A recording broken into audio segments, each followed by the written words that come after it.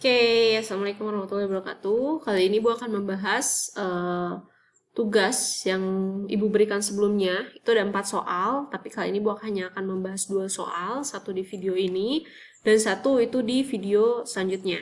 Nah, kenapa Ibu bahas hanya 2 soal? Karena 2 soal ini yang kebanyakan itu masih menjawabnya kurang tepat gitu. Jadi sebenarnya caranya udah bagus, sudah benar, hanya saja ketika di akhir itu tidak diselesaikan sehingga jawabannya itu menjadi kurang tepat gitu. Padahal dari awal itu sudah benar jalannya. Jadi mungkin sebagian besar sepertinya kalian sudah mulai memahami ya gitu soal-soalnya ya.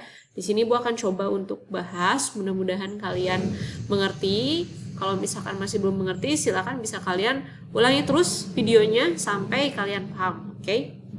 Nah, di soal yang ini kita lihat, ini katanya ada rangkaian ya. Rangkaian ini kelihatannya kayak kompleks, padahal ini sebenarnya masih yang simple aja, simple banget malahan. Cuman karena hambatannya ini banyak, dibuat banyak gitu. Jadi kalau misalkan menemukan soal yang seperti ini, sebisa mungkin kalian mengerjakannya itu dengan hambatan sesederhana mungkin. Maaf, dengan rangkaian sesederhana mungkin supaya nanti kalian lebih mudah mengerjakannya. Gitu. Ini yang ditanyakan adalah beda potensial pada hambatan 4 ohm. Hambatan 4 ohm ada di sini. Aduh, cara mengerjakannya bingung dari mana. Yang pertama, silahkan sederhanakan rangkaiannya. Ya. Nah, jadi yang pertama itu sederhanakan rangkaian. Nah. Oke. Ini tulisannya jelek ya karena Ibu belum biasa nulis pakai ini. Jadi gak apa-apa lah ya, masih terbaca ya. Ini yang pertama adalah sederhanakan rangkaian. Caranya bagaimana? Caranya kerjakan dari yang paling ujung. Bu, ujung kiri atau ujung kanan? Karena ini yang kiri ini dia ada beda potensial, supaya lebih mudah kita kerjakan dari yang ujung paling sini ya, ujung kanan ini ya. Kenapa kelihatan mudah? Karena ini hambatan 1 ohm dan 3 ohm, juga 4 ohm itu dirangkai secara seri. Gitu, dirangkai secara seri, jadi ini mudah gitu mengerjakannya ya. Kita sederhanakan dulu 3 hambatan ini. Nah, ini karena ini seri tinggal dijumlahkan dan kita sebut ini rangkaian seri yang pertama. Nah, ini tinggal dijumlahkan ya. Ini 1 ditambah 3 ditambah 4 itu sama dengan 8 ohm. Gitu. Ini 8 ohm.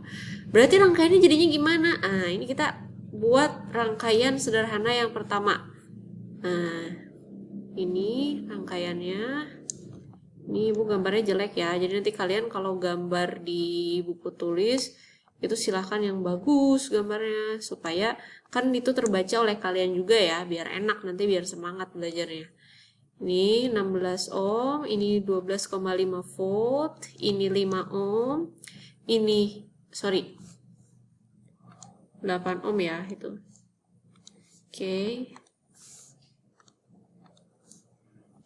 Oke, ini 8 ohm, ini 8 ohm. Nah, biar sama, nah lihat ya. Ini sudah disederhanakan, rangkaiannya menjadi seperti ini.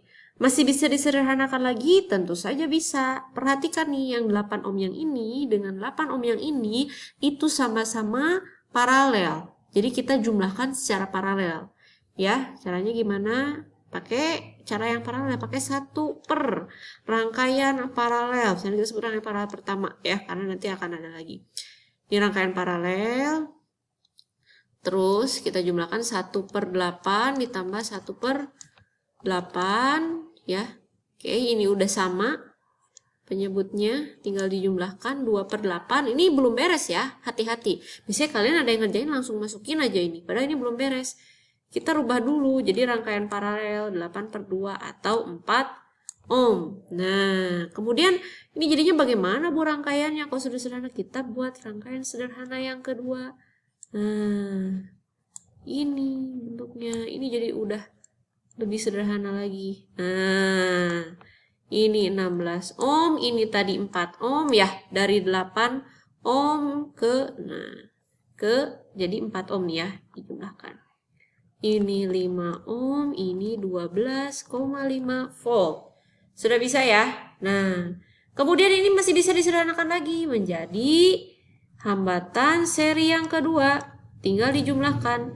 16 ditambah 4 ditambah 5 sama dengan 25 ohm. Nah, Bu, kok harus disederhanakan lagi? Ini buat apa?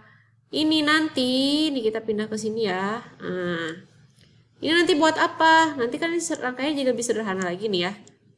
Nah, ini 25 ohm, ini jadi 12,5 volt. Untuk apa? Untuk mencari arus totalnya. Loh, kok harus mencari arus total? Nanti ketahuan. Buat apa arus total ini? Tentu saja untuk mencari beda potensial pada hambatan 4 ohm. Nah, ini kita pakai apa? Hukum apa? Ingat, di sini Ibu tulis pakai hukum ohm. Hukum ohm itu V sama dengan I kali R. Vir ya, ini jangan lupa. Berarti kalau nyari I apa? V per R. V-nya pakai yang ini. 12,5 volt dibagi 25 ohm sama dengan 1 per 2 atau 0,5 volt. Aduh, ini udah nggak. 0,5 volt ya. Paham ya sampai sini ya? Ini adalah I total atau I yang keluar dari sini nih. Nah, ini I totalnya. Atau I yang keluar dari sini nih. Nah, ini ada tanda panah ya. Ke sini alias I totalnya. Berarti kalau I total ini kemudian keluar melalui percabangan ini, dia keluar ke sini, misalkan dia menjadi I1, kemudian keluar ke sini dia menjadi I2. Nah, terus nanti bagaimana Bu arusnya yang melewati ini? Karena yang dicari beda potensial pada hambatan 4 ohm, nyari V pada hambatan 4 ohm, pakai rumus hukum ohm. Arus yang melewati hambatan 4 ohm dikali hambatan 4 ohmnya. Arusnya sama tidak dengan 0,5 ini? Ini kan arus total, nih arus total yang ini. Tentu saja berbeda. Kenapa berbeda? Karena 4 ohm ini dilalui oleh arus I1, bukan I total. Nah ya, sini ya. Ini hambatan 4 ohm dilalui arus I1, bukan I total. Sehingga yang dipakainya adalah I1. Maka nanti di sini persamaannya menjadi I1 kali R. Nah, gimana cara mencari I1-nya? Cara mencari I1-nya adalah kita cari dulu beda potensialnya. Nah, ini kan tadi rangkaiannya sudah disederhanakan ya. Menjadi ini nih, yang 8 ohm ini ya. Nah, atau 4 ohm yang ini nih. Nah, karena ini sama-sama paralel, maka nanti hambatan yang di sini dengan hambatan yang di sini nilainya sama. Sama dengan beda potensial 8 ohm yang ini dengan beda potensial 8 ohm yang ini itu akan sama dengan beda potensial di 4 ohm. Makanya kita cari beda potensial di sini. Ya. 4 ohm yang ini ya, bukan 4 ohm yang di sini. 4 ohm yang hasil dari paralel ini. Ya. Gitu. Kita cari V-nya. Nah, ini kita kasih panah di sini, maka kita cari ini kita cari beda potensialnya berapa. Menggunakan apa? Menggunakan hukum ohm kembali. Berarti V sama dengan I kali R. I-nya pakai yang mana? I-nya pakai yang I total. Karena ini dirangkai seri dengan beda potensial yang di sini. Maka I-nya pakai yang 0,5. R-nya pakai yang 4. Kali 4 sama dengan 2 volt. 2 volt untuk 4 ohm yang ini. Karena ini hasil dari penjumlahan paralel 8 ohm dengan 8 ohm. Ingat, pada rangkaian paralel, V sumber sama dengan V rangkaian yang 1, V1 sama dengan V2. Karena ini dia 2 volt, maka di sini V-nya sama dengan 2 volt, di sini V-nya sama dengan 2 volt.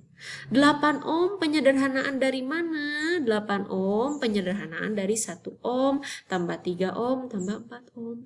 Artinya kalau kita jumlahkan V yang di 1 ohm, V yang di 3 ohm dengan V yang ada di 4 ohm, itu hasilnya harus 2 volt. Berarti kita bisa nyari apa? Nyari I1.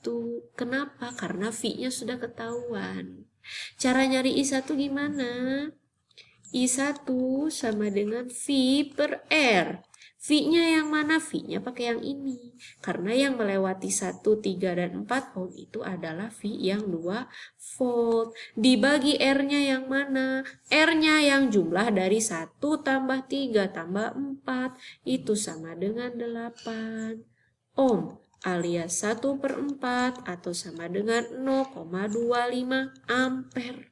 Sampai sini tinggal dimasukkan ke rumus yang ini. Maka V yang melewati 4 ohm itu adalah I1 dikalikan R.